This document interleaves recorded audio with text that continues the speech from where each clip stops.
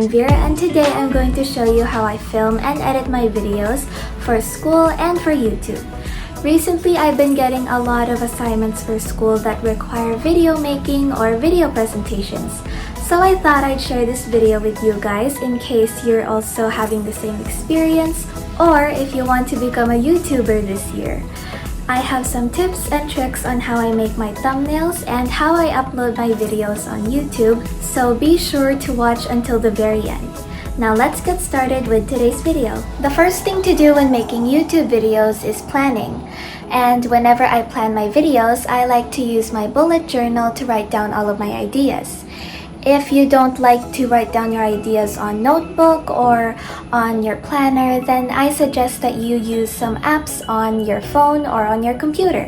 When planning, the first thing I do is write down the idea for the video, and then I like to add some notes on what to say and what to mention. Speaking of what to say, I don't like to write a script because it doesn't make it feel natural. Instead of writing a script, I just like to make notes on what are the main things and most important things that I want to say in my video. Now it's time for filming. The first thing we need to talk about is equipment. The things that you will need to film your video is of course your camera, and you'll need a stand and lighting. Let's first talk about your camera. For a camera, if you have a digital camera like this one, then it's a perfect one to use for your videos. But if you don't have any of those at home, then of course you can use your phone. Right now I'm actually using a phone to film my video. Another option is your laptop or your computer's camera. For most of my videos on YouTube, I actually just use my phone, whether it's for my sit-down vlogs here at home or for my travel vlogs. Most of them were just filmed using a phone camera. Sometimes I use a GoPro, and sometimes I also use my cousin's digital camera. I used to borrow it from him, but it's actually fine for me to just film with a phone because most phones these days have really good cameras, and this one that I'm using actually can film in 4K, which is really nice. For school, I actually just use the camera on my computer. To film your videos, you will also need a stand. And like I said earlier, I film most of my videos for school on my computer. So obviously it already has its own stand, so it doesn't need a tripod or anything. And for my YouTube videos, I usually put the phone on my tripod. Before, I used to have a small tripod. It was given to me and it worked really well. I was able to use it in a lot of my videos. But during lockdown, I was able to upgrade to a new tripod, which is the Zomme M8. I have no idea if I'm pronouncing that right. I really like this tripod because it has so many great features. First of all, you can film it in any angle. You can film it facing down, facing up, or whatever angle you want. It's really flexible, which is something I really like. Another feature that I really like about it is that you can film your art videos easily because it can bend parallel to the floor or to the table. So it's really easy for me now to create art videos. The top part of this tripod is also removable, so you can remove it and attach it to the stick that comes with the tripod so that it becomes a little vlogging stick, which is also a great feature because I usually do a lot of travel vlogs and stuff like that. Anyways, I just wanted to talk about the tripod in case you guys are also interested. But you don't need any fancy tripods to use as a stand for videos. You can of course just use a shelf as a stand. Right now I'm actually placing this phone on a shelf here in my room, and as you can see, you can actually vlog with something like this.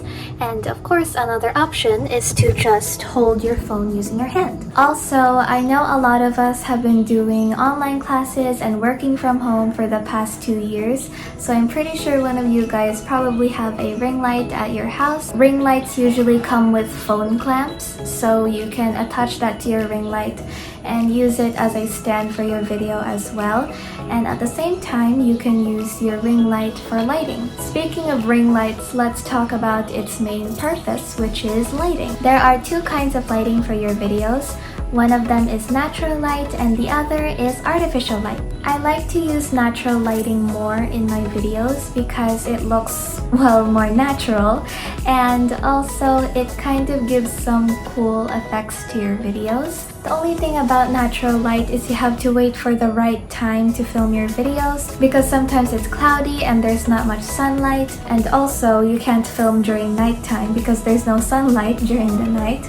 So it's also good to have artificial lighting. Some examples of lighting to use for your videos are, of course, the lights in your room, a light box, and ring light.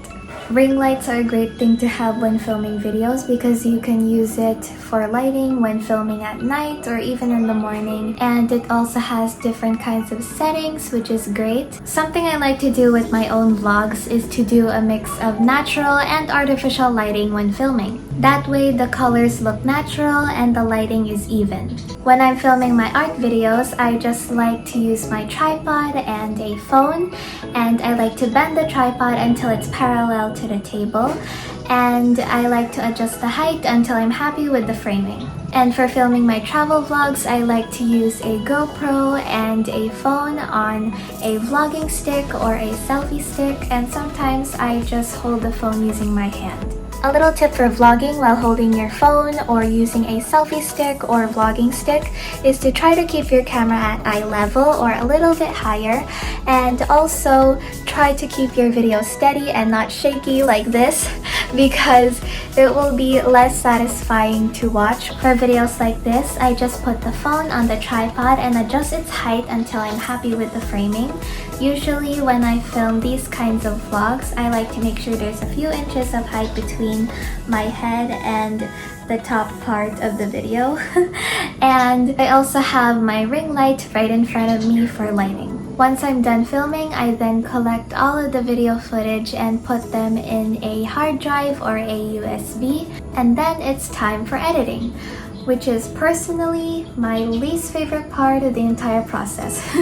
I won't talk about every single detail on how I edit because if I do, this video will probably be 30 minutes long because editing takes a lot of time and patience and is a really long process, and some parts of it are a bit confusing, so I'm just going to talk about the basics for today. I've been using Final Cut Pro to edit most of my YouTube videos recently, but for beginners, I recommend iMovie or Canva. There are obviously a lot of editing apps out there. These are just the ones that I use, but if you guys have some other recommendations, then feel free to leave them in the comments below. So to edit in iMovie, I just drag and drop the clips onto the editor, and then I adjust the length of the clips, I trim a few of the videos, and delete the unwanted parts. Then that's when I can add the text and transitions as well as the audio. For the audio, I like to use no copyright music, which you can usually find on YouTube or on the YouTube audio library.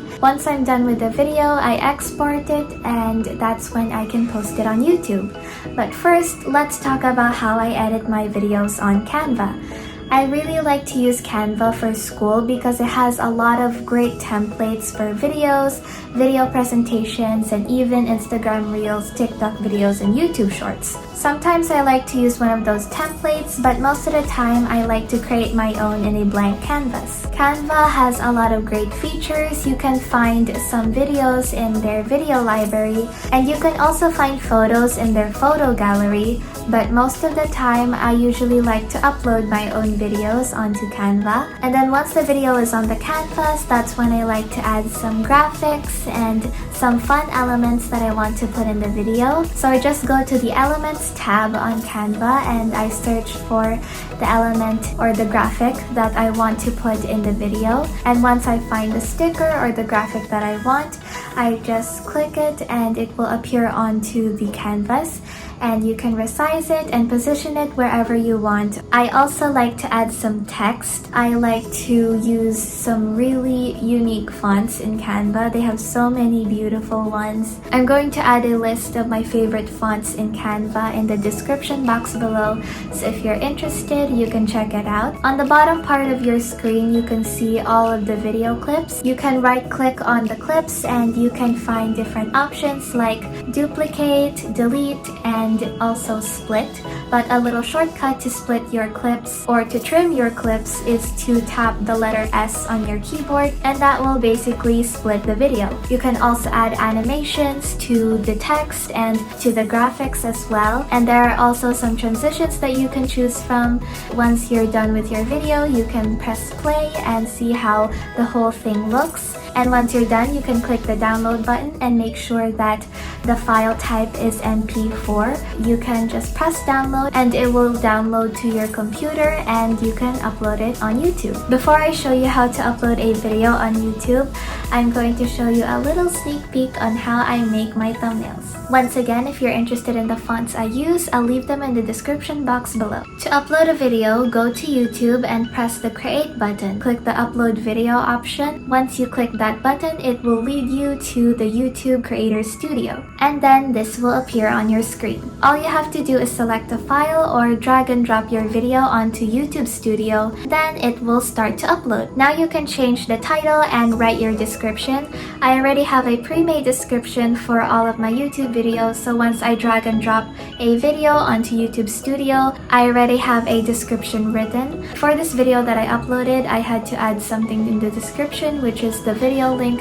to the song that I used in the video. This is also the time to upload your thumbnail. YouTube usually picks 3 photos from your video to use as a thumbnail. You can select one of those if you want, but of course you can also upload your own thumbnail. And then all you have to do is click next and it will bring you to the next part of uploading your video, which is adding your end screen. And the next part is a check to see if you used any content that has copyright, and after that is the visibility. For private, it basically means you're the only one who can see your video. For unlisted, the video won't be displayed on your YouTube, but only the people with the link can see your video. And there's also an option to schedule when to release your video, but usually I just like to make it public right away. And that's pretty much it. Once you upload your videos, you can now see it on your YouTube channel. For vlogs that are longer than 1 minute, you can see it on the upload section of your channel or on the videos tab as well. But if you uploaded a YouTube shorts like I did in this one, then you can see it in the shorts section of your channel.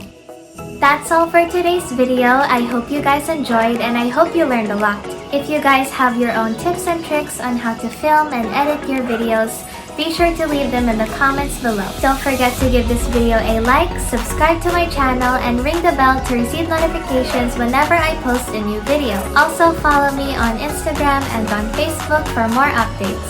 Thank you guys for watching this vlog and I'll see you all in the next one. Bye!